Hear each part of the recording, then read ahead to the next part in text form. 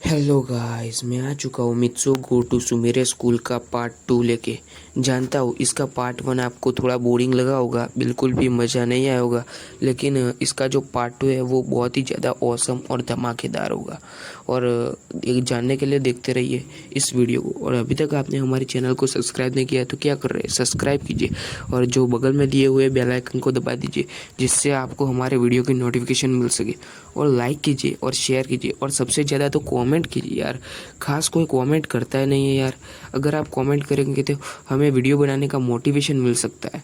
So please यार comment कीजिए, मैं हाथ जोड़ता हूँ, कमेंट कीजिए।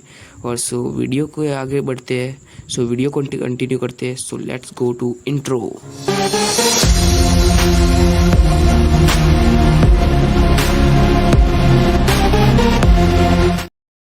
हमने पिछले पार्ट में देखा था कि कैसे मित्सु उस लड़की को और उस बच्चे और उस दादी माँ को बचाने के लिए उन बड़े कॉलेज के 4-5 लड़कों से भिड़ जाता है। और फिर मित्सु कहता है कि उस लड़की को छोड़ दो। और फिर वो लड़की कहते हैं क्या तुम इसे बचाओगे? फिर मित्सु कहता है कि हाँ, मैं बचाऊंगा इसे।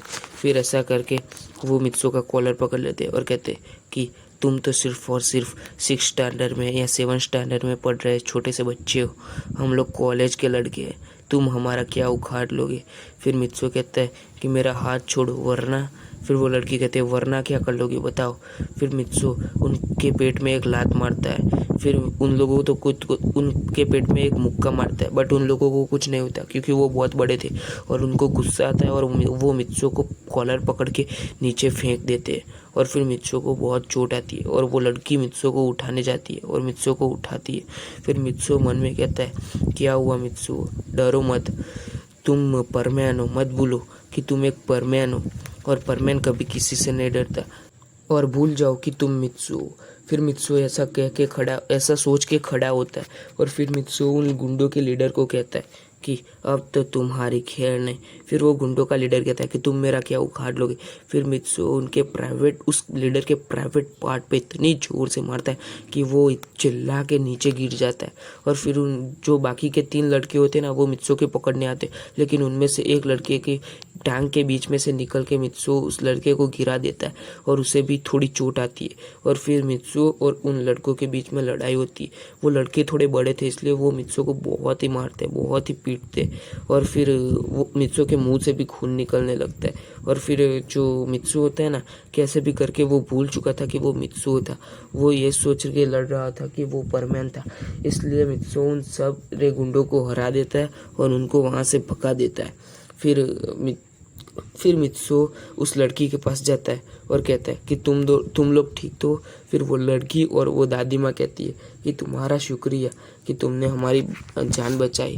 फिर मित्सु कहता है कि कोई बात नहीं, मैं किसी को भी मुसीबत में नहीं देख सकता था। फिर वो लड़की कहती है तुम्हें तो बहुत ही ज़्यादा चोट आई है, चलो मेरे घर चलो, मैं तुम्हें मलहम पट्टी लगा देती हूँ। फिर मित्सु कहता है नहीं नहीं, मुझे स्कूल के लिए लेट हो रहा है। फिर वो लड़की उसे ज़बरदस्ती अपने घर जाने के लिए कह रही होती है, लेकिन मित्सु को कहता है कि नहीं नहीं, आज मैं स्कूल के लिए लेट हो गया तो सर मुझे बहुत डांटेंगे।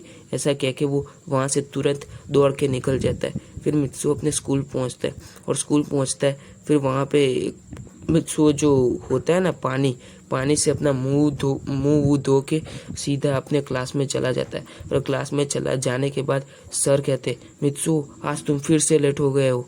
मित्सु तुम्हें कितनी बार कहूँ कि तुम हर बार लेट हो जाते हो। फिर मित्सु कहता है कि सॉरी सर। फिर मित्सु के सर कहते कि मैं तुम्हें बार बार कह के थक चुका हूँ, इसलिए अब तुम आ जाओ, अंदर बैठ जाओ। ऐसा कह के वो उसे अंदर बिठा देते।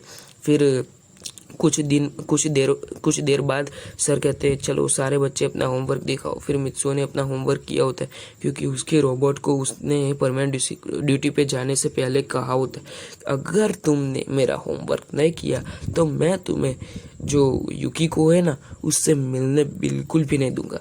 और आपको और हमको सबको पता है कि रोबोट युकिको का कितना दीवाना है, इसलिए वो मित्सु की बात मान जाता है।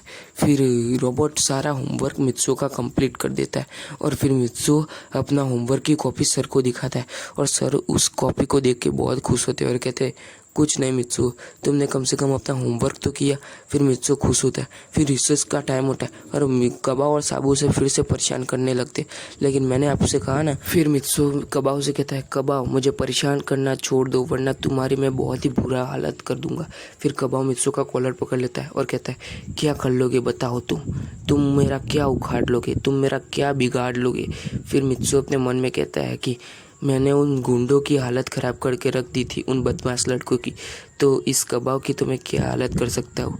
फिर मित्सुओ को वो मुक्का मारने वाला होता है, तभी मित्सुओ उसके हाथ को रोक लेता है और कहता है कि बस अब बहुत हो गया, तुमने मुझे बहुत दिनों से परेशान किया है, तुमने मुझे हर बार परेशान किया।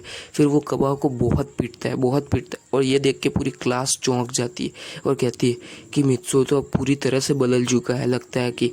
फिर मित्सुओ कबाव को बहुत मारता है, बहुत पीटता है। फिर कबाव के सीने के अंदर मतलब कि मित्सुओ का डर आना शुरू हो चुका था। मतलब कि वो मित्सुओ फिर वहाँ से चला जाता है और ऐसा पूरा दिन चला जाता है। और फिर मित्सुओ अपने घर पहुँचता है और अपने रोबोट से बातें करने लगता है। और फिर हम देखते हैं कि कुछ देर बाद मित्सुओ के घर के सामने एक लंबी सी कार आती है और उस कार में से 2 बड़े लोग और 2 छोटे बच्चे निकलते हैं और वो मित्सुओ के घर पे चलते हैं। और फिर वो मित्सुओ के घर का दरवाज़ा खटखटाने लगते हैं।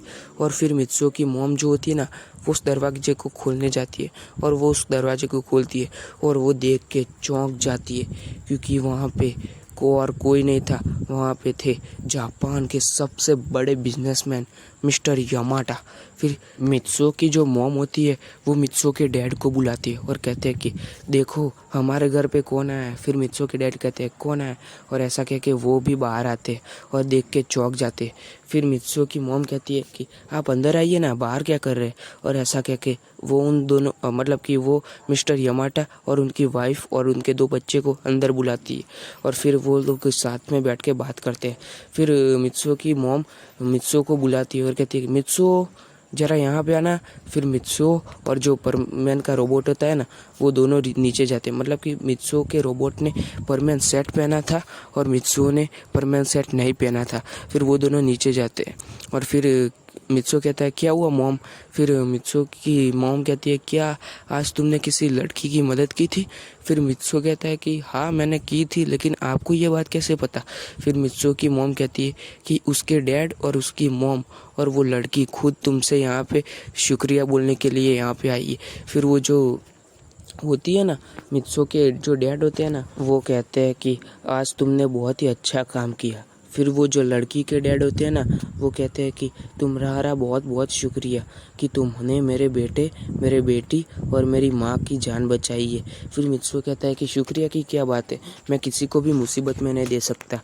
और मित्सुओ की ये बात सुन के वो जो मिस्टर यामाटा होते हैं ना, वो बहुत ही ज़्यादा खुश हो जाते और कहते हैं कि तुम्हारा बहुत बहुत शुक्रिया, पता नहीं मैं तुम्हारा शुक्रिया कैसे करूँ।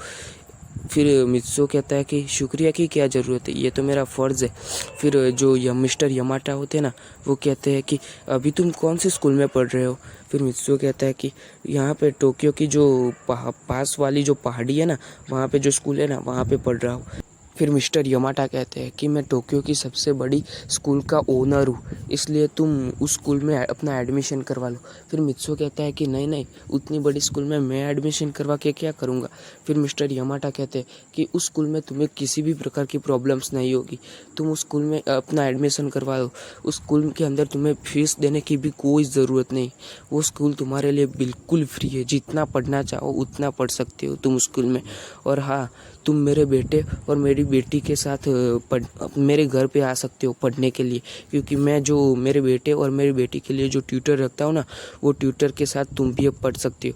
और आपको और मुझे सबको पता है कि मित्सुओ पढ़ाई के मामले में कैसा है, इसलिए मित्सुओ कहता है कि नहीं, उसकी कोई ज़रूरत नहीं। फिर मिस्टर यामाटा कहते हैं कि तुमने मेरे बेटे, मेरी बेटी और मेरी माँ की जान बचाई है, इसके सामने तो ये बहुत ही छोटी सी चीज़ है। और ऐसा कह के मिस्टर यामाटा मित्सुओ की मॉम और मित्सुओ के डैड से रिक्वेस्ट करने लगते हैं। फिर मित्सो के मॉम और मित्सो के डैड दोनों मान जाते हैं क्योंकि उनको भी मित्सो के फ्यूचर की चिंता हो रही थी। फिर मिस्टर यमाटा कहते हैं कि आप मित्सो के फ्यूचर की चिंता बिल्कुल भी मत कीजिए क्योंकि इतने अच्छे नेक दिल वाला बच्चा बहुत ही आगे जा सकता है, वो बहुत ही आगे जाएगा मित्सो। फिर मित्सो मन में कहता है कि मैं कहाँ आगे जाऊँगा, मैं तो ठीक से स्पोर्ट और पढ़ाई में भी अच्छा नहीं हूँ, मैं क्या आगे बढ़ूँगा। फिर मित्सो के मॉम कहते हैं कि आओ ना बैठो यहाँ पे बात करो, पर मैं तुम भी आए हो, तुम भी यहाँ पे आके बैठो। और फिर जो लड़की होती है ना जिसने मित्सो ने जिसकी जान बचाई थी, उसका नाम मारिया था। फिर मारिया परमैन से कहती है क्या परमैन तुम भी यहाँ पे हो।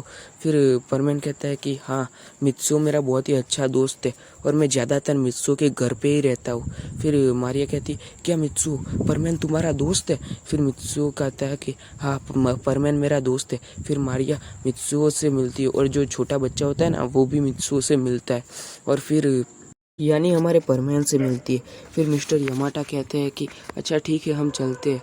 और वो मित्सो के कहते हैं कि मित्सो अभी तो एक हफ्ते के लिए जो स्कूल है ना उसकी छुट्टी है, लेकिन तुम कल से ट्यूटर के लिए मतलब कि तुम कल से हमारे घर पे पढ़ाई के लिए आ जाना। फिर मित्सो कहता है कि अच्छा ठीक है। फिर वो लोग चले जाते हैं और फिर जो मित्सो होता है ना वो घर पे बैठा था। फिर दूसरे दिन मित्सो के घर पे एक लंबी सी कार आती है और उस कार में से एक ड्राइवर निकलता है और कहता है कि सर चलिए आप बैठ जाइए, मैं आपको मिस्टर यमाटा के घर पे लेके चलता हूँ। और वो उसे एक लिफाफा देता है। उस लिफाफे में जो स्कूल था ना उसकी एंट्री पास था, मतलब कि यार इतना बड़ा स्कूल है यार भाई, ऐसे तो कोई किसी को थोड़ी आने दे सकता है ना, इसलिए वहाँ पे एंट्री पास था। फिर वो एंट्री पास जो होता है ना वो उसके मॉम को देता है मित्सो अपनी। और फिर मित्सो अपना बैग लेके कार में बैठ जाता है और फिर वो कार में सोच रहा होता है कि पता नहीं मैं कहाँ फंस गया। फिर मित्सो कहता है कि चलो जो होता है अच्छे के लिए होता है, ऐसा सोच के मित्सो चला जाता है। आज की स्टोरी यहीं तक थी। जानता हूँ स्टोरी इतनी ज़्यादा इंटरेस्टिंग नहीं थी, बट इसका नेक्स्ट पार्ट इससे भी ज़्यादा औसम होगा। लेकिन सबसे बड़ा ट्विस्ट तो तब आएगा जब मित्सो जाएगा सुमिरे के स्कूल में। जी हाँ गाइस, मित्सो जाएगा सुमिरे के स्कूल में, तब सबसे ज़्यादा इंटरेस्टिंग बात होगी। अभी तक आपने हमारी चैनल को लाइक सब्सक्राइब और शेयर नहीं किया है तो क्या कर रहे हैं यार, लाइक सब्सक्राइब और शेयर कीजिए और कमेंट सबसे ज़्यादा कीजिए यार। सायोनारा, मिलते हैं नेक्स्ट पार्ट में मेरे यारा।